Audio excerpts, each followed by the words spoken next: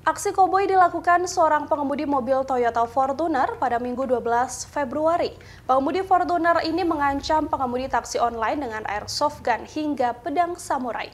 Tak hanya itu, mobil milik korban juga dirusak oleh pelaku. Inilah detik-detik aksi anarkis yang dilakukan pengemudi Fortuner tersebut. Korban adalah Ari Widianto, 38 tahun, yang menjelaskan bahwa insiden ini bermula saat dirinya sedang membawa penumpang keluar dari gedung Office 8 Jalan Senopati, Senayan, Jakarta Selatan.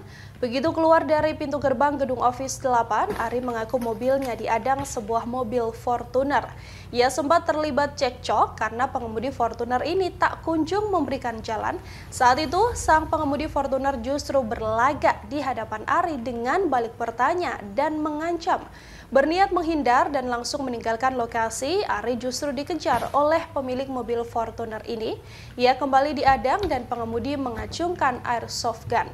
Menggunakan senjata tersebut, pengemudi Fortuner memukul kaca mobil milik Ari di bagian kanan dan juga kiri. Tak hanya itu, pengemudi Fortuner kembali ke kendaraannya dan mengambil sebilah pedang samurai. Dengan pedang tersebut, pelaku kembali merusak kendaraan Ari di bagian kaca depan dan kap mobilnya. Lantaran tak terima, Ari lantas melaporkan kejadian perusakan ini ke Polres Jakarta Selatan.